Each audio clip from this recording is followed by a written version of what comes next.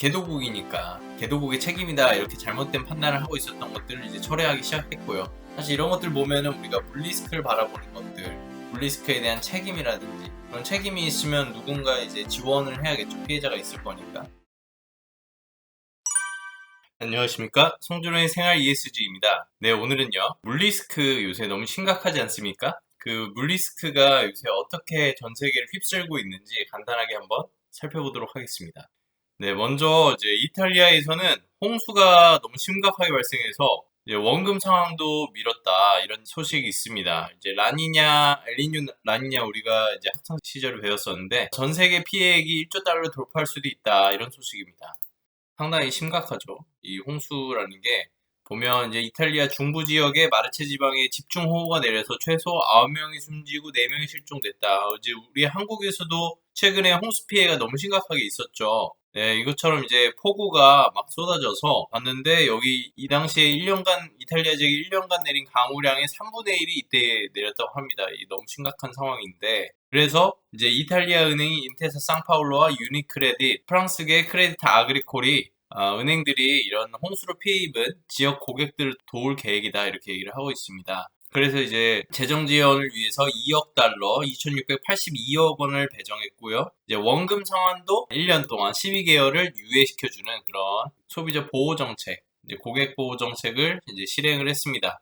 엘리 슐레인 부통령이 기후 위기에 당장 대응해야 한다 이렇게 얘기를 했었고, 환경단체 레건비엔테 보고서에 따르면은 지난 10년간 이탈리아는 하천을 정비하는 등 기후 위기를 예방하고 피해를 경감하는 데 사용하는 비용보다 이제 극단적인 기후 상황 이후 피해를 복구하는 데 5배나 많은 돈을 썼다. 소 잃고 외양간 고치냐 이런 말이 나오는 것처럼 사실 복구하는 데도 굉장히 중요하죠. 그런데 예방이 아무래도 피해가 발생하지 않는 게 더 중요하니까 이제는 예방하는 데 더 힘을 써야 된다 이런 상황인 거죠. 부통령도 딱 그렇게 얘기를 한 겁니다. 네, 그래서 이제 사실 이런 기후 변화에서 이제 자연재해 피해가 더 커진 게 이제 라니냐라는 거죠. 이제 우리가 옛날에 학창 시절에 저도 이제 엘니뇨, 라니냐 배웠던 게 기억이 나는데 이게 뭐냐면 간단하게 얘기하면 적도 부근의 동부 태평양에서 해수면, 이제 해면의 수온이 비정상적으로 낮아지는 것을 말합니다. 그래서 이 라니냐가 홍수나 가뭄, 폭풍, 화재 같은 걸 더 일으켜서 피해가 더 심해지는 거죠. 우리가 뭐 집과 농작물 파괴는 물론이고 운송 같은 경우에 가뭄이 발생하는 경우 유럽은 독일의 라인강이라든지 주요 강들, 이제 중국의 양쯔강이라든지 이런 곳이 말라서 그 해운 자체가 좀 어려워지는, 수온 자체가 어려워지는 상황이 발생합니다. 그러면 소재 수급이라든지 이런 부분 산업에 전반적으로 영향을 끼치게 되는 거죠. 에너지 공급도 막고 궁극적으로 이제 생명도 위험한 그런 상황이 되는 겁니다. 파키스탄도 최근에 최악의 홍수를 경험했죠. 언론에서 외신에서도 굉장히 많이 다뤘었습니다.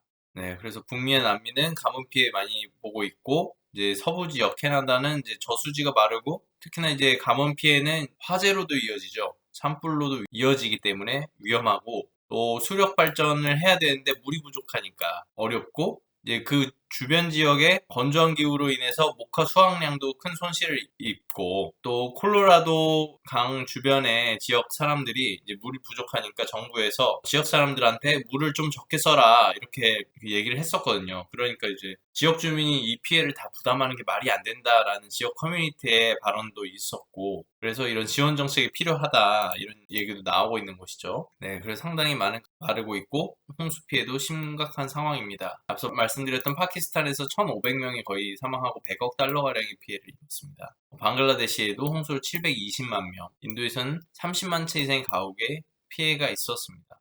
그 외에 이제 가뭄, 태풍, 자연재해로 인해서 많은 피해가 있었고 특히나 이제 보험 사업에 있어서도 보험금 지불되는 게 1차 피해와 2차 피해가 있습니다. 1차 피해는 이제 태풍이라든지 좀 거대한 이제 지진 이런 심각한 피해를 가져오지만 일부 지역에서 반복적으로 발생하는 그런 1차 피해보다 가뭄, 겨울 폭풍, 허리케인 같은 2차 피해, 2차 재해가 더 많은, 여기는 예측이 잘 안 되기 때문에요. 더 많은 보험금을 내게 했다 이런 뉴스도 있었습니다.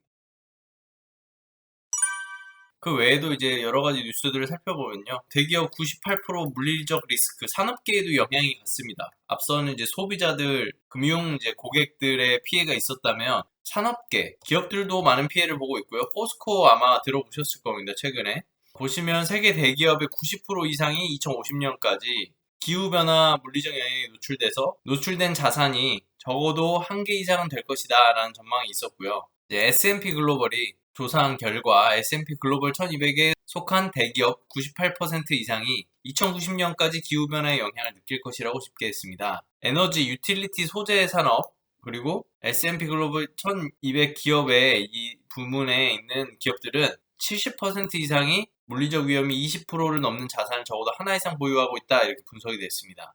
꽤 많이 분석이 됐죠. 기후 모델을 써가지고 2만 개 이상의 기업과 87만 개 이상의 자산 위치에 대한 위험 평가를 했습니다. 0점부터 100점까지요. 그래서 어쨌든 결과적으로 이런 자산을 최소한 1개 이상 보유하게 될 것이다 이런 상황인 것이고요. 포트폴리오상 위험에 노출되는 그런 확률이 높아지는 것입니다. 그리고 이런 결과가 나온 거는 탄소 감축을 위해서 어떠한 노력을 하지 않았을 때의 가정입니다. 그럴 때 시나리오인데 지구온도 섭씨 2도씨 이하로 제한한 파리협정 목표가 달성되면 물리적 위험이 높은 자산을 보유한 대기업이 39%로 낮아질 수 있다 합니다. 지금은 파리협정 목표도 상당히 위험한 상황이죠. 1.5도 얘기를 하고 있는데 지금 연구 결과들 나오는 거 보면 2점대, 3점대, 4점대까지도 나오고 있습니다. 포스코도 최근 태풍 흰남노로 인해서 침수 피해를 심각하게 받았죠. 지난 8월에 흰남노가 상륙하면서 포스코 이제 포항제철소는 포스코 전체 매출의 45%를 차지하고 있으나 침수 피해를 통해 상당한 재정적인 문제가 있었습니다. 생산 차질로 인해서 2조 400억 원의 매출 손실이 예상이 된다고 발표가 됐고요. 이는 이제 지난해 포스코 별도 기준 매출의 5.1% 수준이라고 합니다. 이제 170만 톤의 제품 생산에 차질이 있는 것이고요. 전체 생산량의 10% 정도라고 보시면 될 것 같습니다.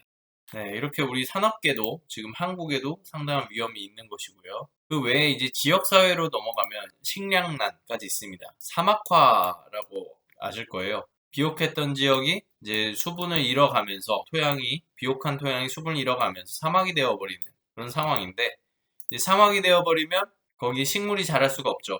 그러면 지역 주민들이 물과 먹을 것 구하는 것에 문제가 생기고 질병까지도 많이 발생합니다. WHO가 아프리카에서 지금 식량난과 식수난에 허덕이는 분들을 위해 약 2,600억 원에 해당하는 그런 지원을 요청하고 나섰습니다. 특히나 이 사헬 지역이라고 합니다. 이 사헬 지역이라는 곳에 6,100만 명이 지금 어려움을 겪고 있다고 하는데요. 여기 사헬 지역이라는 곳이 아마 들어보셨을 텐데 지구상에서 가장 빠르게 사막화가 진행되고 있다고 합니다. 네, 식량 문제가 있고 난민처럼 생활하고 있다 이렇게 얘기가 나왔습니다. 특히나 우리가 알고 있는 말리아, 남수단, 수단, 우간다 같은 곳에 2,800만 명이 극심한 기아 상태에 있고 그래서 질병에 더 취약한 상황이다 이렇게 얘기를 하고 있고요. 아프리카 인구 8명 중 1명이 높은 수준의 영양실조에 시달릴 것이다 이런 상황입니다. 네, 어려운 상황이고요.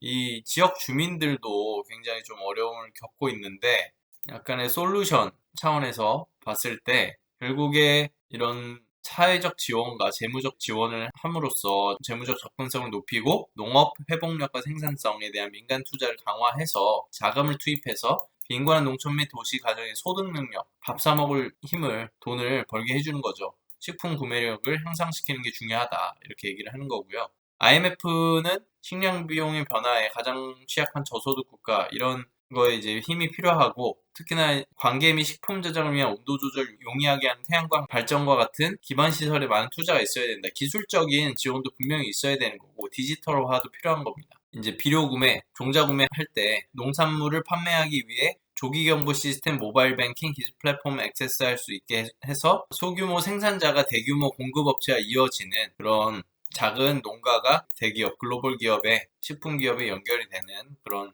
기회도 창출을 해야 된다 얘기를 하고 있고요. 특히나 이 사막화 같은 경우에는 우리가 토양이 대기 중에 있는 온실가스를 흡수하지 않습니까? 흡수해서 저장하는 탄소 저장고인데 이 사막화가 진행돼 버리면 흙에서 이게 푸석푸석 해버리고 온실가스를 잡지 못하기 때문에 가지고 있던 온실가스도 대기 중으로 방출돼 버립니다. 그러면 우리가 탄소 중립 목표를 달성하는 데 있어서도 토양이 비옥해야지 이런 사막화가 진행이 되면 목표를 달성하는데 굉장한 어려움이 작동할 거라는 상황입니다. 탄소 저장고 또 있죠. 바다입니다.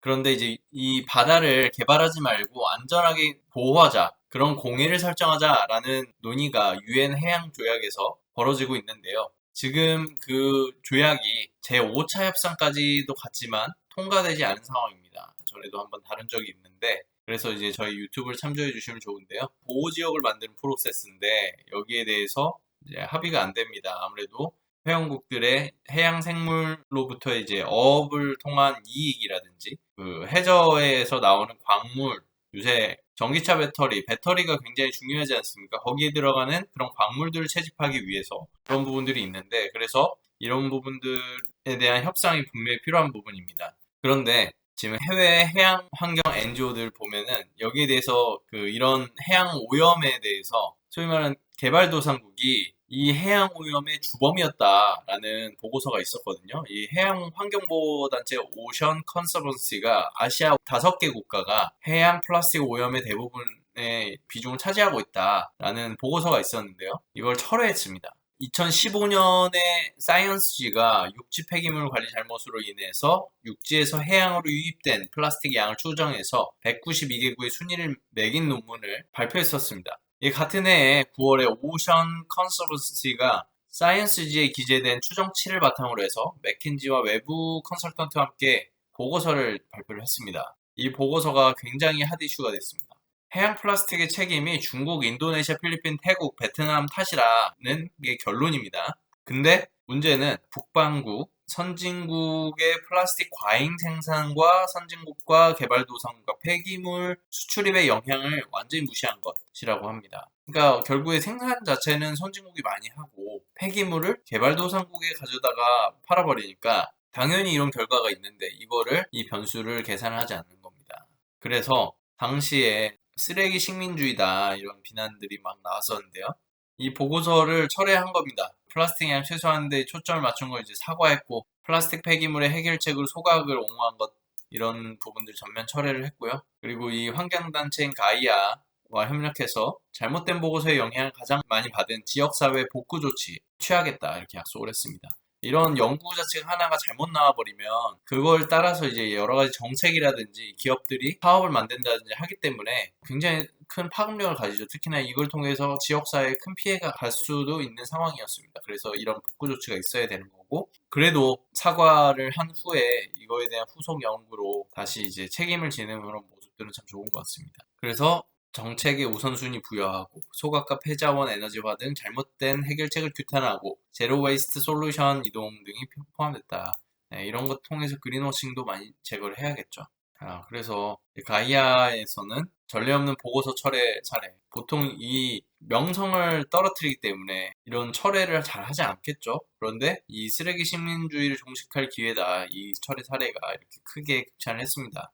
네, 이런 것처럼 해양 플라스틱 오염 자체가 우리가 보면 해양이 많은 탄소를 흡수합니다. 특히나 이제 산호 이런 해양 생태계들도 있는데 그런 것들이 파괴되고 있죠. 잘못된 어업이라든지 플라스틱의 유입, 아니면 심지어 우리가 해수욕을 하러 갈 때 몸에 바르는 그 선크림 같은 것도 물에 퍼지면서 해양 생태계를 망가뜨리는 상황이 오고 있습니다. 특히나 이제 그런 주범이 누구냐라고 했을 때 이전에 우리가 잘못 생각하고 있었던 여러 가지 부분 중에 하나가 절대적인 양 자체가 지금 놓여 있는 게 개도국이니까 개도국의 책임이다 이렇게 잘못된 판단을 하고 있었던 것들을 이제 철회하기 시작했고요. 사실 이런 것들 보면은 우리가 물리스크를 바라보는 것들, 물리스크에 대한 책임이라든지 그런 책임이 있으면 누군가 이제 지원을 해야겠죠. 피해자가 있을 거니까. 그리고 보시면 이제 파리 협약에도 나왔지만 공동의 책임이자 또 개별적인 책임도 같이 지는 그런 상황이거든요. 그래서 이런 것들이 자꾸만 규명이 되고 그러면 정책적으로 좀 더 바른 정책이 나올 수가 있고, 그린워싱 사례에 대해서도 더 명확하게 기준을 제시함으로써 실제적인 기후변화 대응에 임팩트를 낼 수 있는, 그리고 지원받아야 될 사람, 국가가 또 지원받을 수 있는 그런 상황이 오리라고 생각이 듭니다. 네, 오늘 물리스크에 대해서 쭉 살펴봤는데요. 지금까지 긴 영상 잘 지켜봐 주셔서 감사합니다. 오늘 송준호의 생활 ESG 여기까지 하겠습니다. 감사합니다.